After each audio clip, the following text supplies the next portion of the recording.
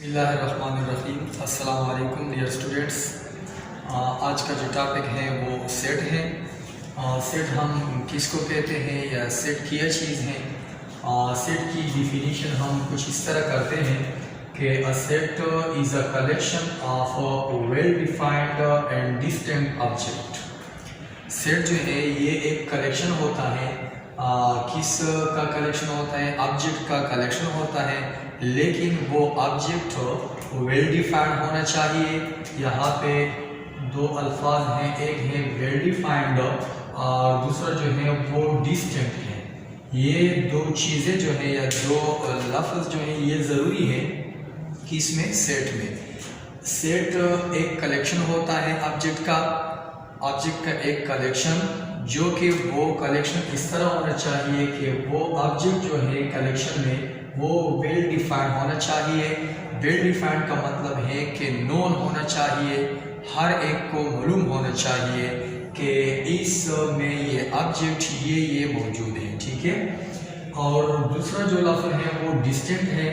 ये ऑब्जेक्ट जो है वो एक दूसरे से मुख्तलिफ होना चाहिए, ठीक है।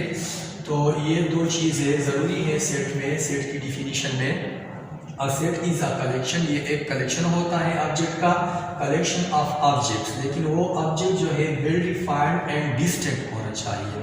वेल डिफाइंड का मतलब है नॉन, हर एक को मालूम होना चाहिए कि ये चीज़ें हैं, ठीक है। और डिस्टिंक्ट का मतलब है मुख्तलिफ, डिफरेंट, हर एक ऑब्जेक्ट दूसरे ऑब्जेक्ट से मुख्तलिफ होना चाहिए, ठीक है। तो फ़र्ज़ करें हमारे पास ये एक पेन है, ठीक है, और एक ये जाड़न है, तो ये भी एक सेट है ऑब्जेक्ट का, ठीक है। ये ऑब्जेक्ट का क्या है? सेट है।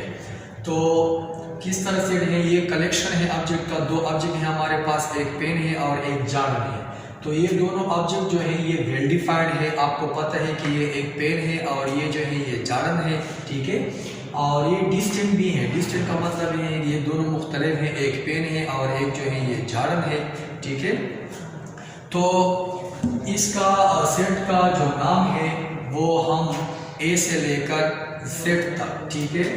ये ABC जो अल्फ़ाबेट है, इंग्लिश अल्फ़ाबेट है, उसमें ये ए से लेकर जेड तक जो लेटर हैं वो नाम दे सकते हैं। लेकिन ये नोट करें कि ये कैपिटल ए से लेकर जेड तक नाम देंगे, कैपिटल, ठीक है। स्मॉल नाम हम नहीं दे सकते सेट को।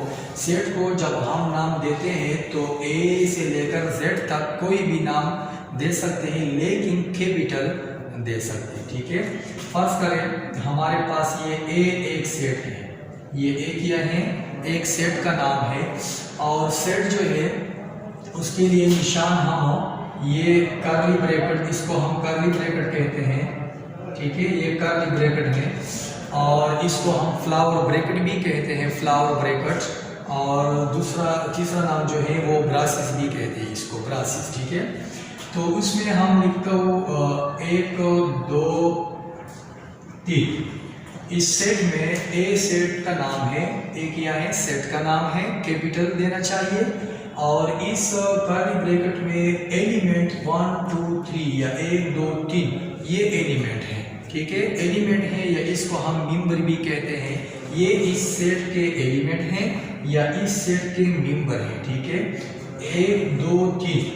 तो ये बात भी ज़रूरी है कि सेट में जब हम एलिमेंट लिखते हैं तो हर एलिमेंट के बाद कामा होना चाहिए। देखिए यहाँ पे 1 के बाद कामा है, 2 के बाद कामा है, ठीक है। तो 3 जो है ये स्टॉप है, यहाँ पे स्टॉप किया है मैंने। 3 के बाद एलिमेंट नहीं है तो कामा नहीं होना चाहिए, ठीक है। तो ये कामा क्या करता है? ये एक एलिमेंट को दूसरे एलिमेंट से जुदा करता है, ठीक है, सेपरेट करता है। ये 1 और 2 में कामा है तो एक अलैदा और 2 जो है वो अलैदा एलिमेंट है। इस तरह 2 और 3 में कामा है तो 2 अलैदा और 3 अलैदा। यहाँ पे एलिमेंट की तादाद 3 है, 1 2 3। हम इस तरह लिखते हैं, देखिए यहाँ पे हमारे पास बी सेट का नाम है। बी क्या है? ये सेट का नाम है। तो यहाँ पे मैं लिखता हूँ 1 2 3। देखिए यहाँ 1 2 3 जो है ये कर्ली ब्रैकेट में बंद है, लेकिन 1 2 3 ये अलग-अलग नहीं है, क्योंकि यहाँ पे 1 2 3 के दरमियान कामे मैंने नहीं पुट किए हैं। इस तरह यहाँ पे कामे नहीं है। जब कामे नहीं है तो इसका मतलब ये है कि ये एक एलिमेंट है, ठीक है, ये 2 या 3 एलिमेंट नहीं है।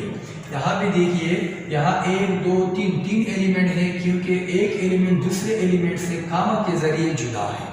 यहाँ पे 1 2 3 कामा नहीं है, तो ये एक एलिमेंट समझा जाता है, ठीक है। 1 2 3 नहीं है, ये 123 है या 123 है, ठीक है। तो ये 123 या 123 एक एलिमेंट है, ठीक है। तो सेट को नाम देते हैं किस तरह, कैपिटल ए से लेकर जेड तक कैपिटल नाम देंगे।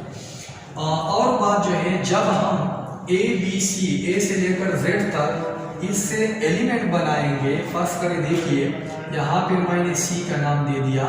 ये सी जो है ये एक सेट का नाम है, तो यहाँ पे मैं देता हूँ ए बी सी। देखिए यहाँ पे एलिमेंट जो है वो क्या है, ए बी सी, हर एक के बाद कामा मौजूद है, तो ये क्या है 3 एलिमेंट्स हैं ए बी सी। तो ए बी सी ये सी सेट के एलिमेंट है। तो यहाँ पे इस तरह नहीं लिख सकते। फर्स्ट करें, यहाँ पे मैंने सी का नाम दे दिया, तो ए बी सी, ये रूल है, ये गलत समझा जाता है कि ए बी सी कैपिटल नहीं होना चाहिए। जब A B C English letter आप बतौर एलिमेंट इस्तेमाल करते हैं तो एलिमेंट स्मॉल लिखना चाहिए, ठीक है। एलिमेंट सेट के अंदर या कर्ली ब्रैकेट के अंदर स्मॉल होना चाहिए, ठीक है, ये रूल है। तो ये ठीक है, ये सेट है और ये सेट नहीं है, ठीक है। यहाँ पे मैंने ए बी सी कैपिटल लिखे हैं, तो ये गलत समझा जाता है, ठीक है, ये स्मॉल होना चाहिए। जब हम ए बी सी, ए से लेकर जेड तक एलिमेंट के तौर पे लिखना चाहते हैं तो किस तरह लिखेंगे, स्मॉल लिखेंगे, सेट के अंदर कर्ली ब्रैकेट के अंदर स्मॉल लिखेंगे। ये बात भी नोट करें, ठीक है। सेट को जब नाम आप देते हैं तो वो कैपिटल देंगे। इस तरह ये देखिए, यहाँ पे मैंने नाम दे दिया स्मॉल ए, ठीक है, तो लिखता हूँ 1 2 3। तो ये सेट नहीं है। सेट क्यों नहीं है, क्योंकि मैंने यहाँ पे नाम जो दिया है वो स्मॉल ए है, स्मॉल नहीं होना चाहिए, ठीक है। नाम जो है वो कैपिटल होना चाहिए। कैपिटल ए बी सी, ए से लेकर जेड तक जो भी आप देते हैं वो दे सकते हैं, ठीक है, लेकिन कैपिटल यहाँ पे स्मॉल मैंने दिया है तो ये गलत है, ठीक है, ये सेट नहीं है। ये भी सीखे आप। यहाँ पे जब 1 या 2 या 3 एलिमेंट हो तो एलिमेंट के लिए एक चीज हम लिखते हैं। ये देखिए, ये निशान, इसको हम इप्सिलॉन कहते हैं। इस निशान का अपना जो नाम है वो इप्सिलॉन है। ये हम यहाँ पे सेट में एलिमेंट के लिए इस्तेमाल करते हैं, ठीक है।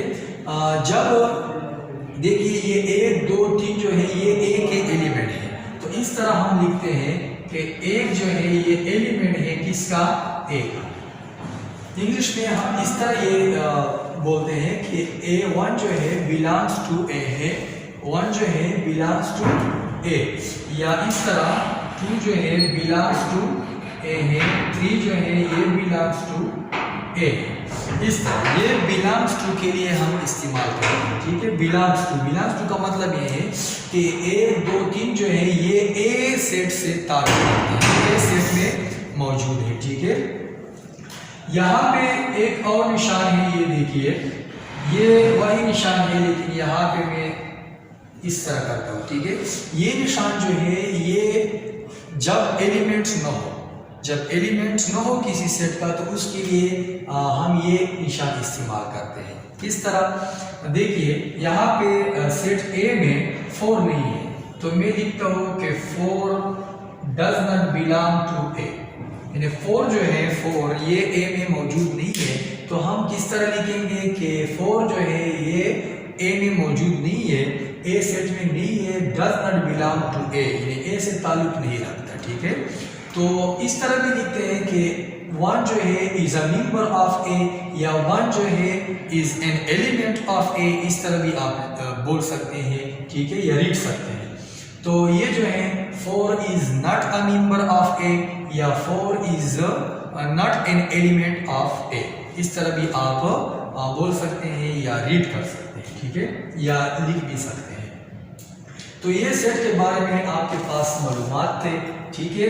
तो शॉर्टकट मैंने सेट के बारे में आपको इंफॉर्मेशन दी। तो सेट को नाम आप कैपिटल देंगे, एलिमेंट के तौर पे आप स्मॉल लिखेंगे, और सेट के जब एलिमेंट हो तो इस तरह आप लिखेंगे कि एलिमेंट है ये, ठीक है। जब एलिमेंट न हो या मेंबर न हो तो उस तरह निशान आप लिख सकेंगे, ठीक है। ये आप नोट करें सेट के बारे में मालूमात। Thank you.